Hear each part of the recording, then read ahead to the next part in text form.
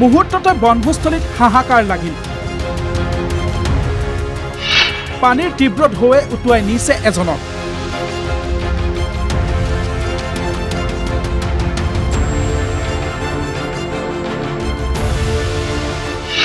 দৌৰা দৌৰি লাগিছে সকলোৰে মাজত।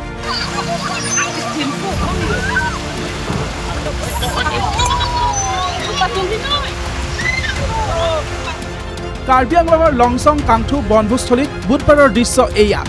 তেতিয়া সকলোৱে আনন্দ মনেৰে নাচি বাগি বন্ধু বান্ধৱৰ সৈতে খাই আছিল বনভোজ। হঠাৎ এজাক বৰষুণ আহিল। সেই বৰষুণজাকৰ পাছতে আহিল ঢৌ। মুহূৰ্ততে সকলো সলনি হৈ গ'ল।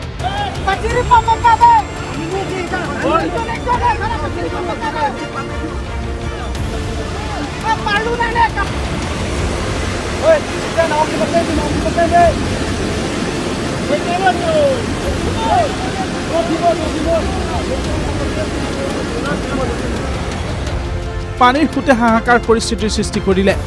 নৈৰ মাজৰ শিলত থিয় হৈ নিজকে ৰক্ষা তিনিজনৰ। পানীৰ ঢৌৱে উটুৱাই নিলে এজনক।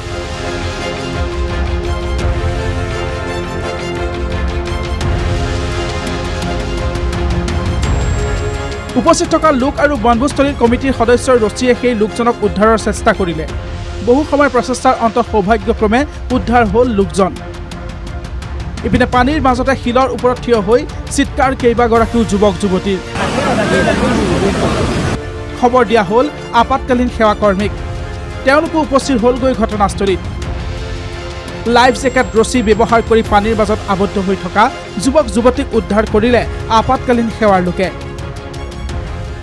টোটেল 8জন মানুহ আছিলে বোলে, কিন্তু 6জনটো অলৰেডি মানে 5জনটো অলৰেডি সিহঁতৰ ফৰেষ্ট আৰু যিটো পিকনিক স্পটৰ কমিটিবিলাক সিহঁতে লগ কৰি মানে সিহঁতক উদ্ধাৰ কৰা হৈছে।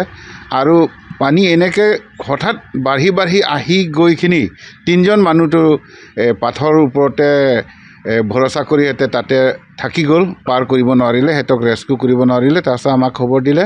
তাৰপিছত আমি গৈখিনি আমি লাইফ বয় আৰু লাইফ জেকেট আৰু ৰছী ধৰা আমাৰ টীমটো সিহঁতক 3জনক আমি জীৱনতে উদ্ধাৰ কৰিলে আৰু একো ঘটনা নোহোৱাকৈ।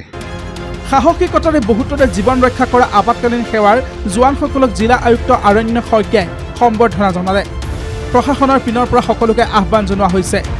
বনভোজ খাবলৈ গ'লেও সকলো সাৱধানে থাকিব, নৈৰ মাজলৈ নাযাব। কোনো অঘটন ঘটিলে ততাতৈয়াকৈ উদ্ধাৰকাৰী দলক জনাবলৈ আহ্বান। ডিফুৰ পৰা আছাবুৰ ৰহমান, NK TV।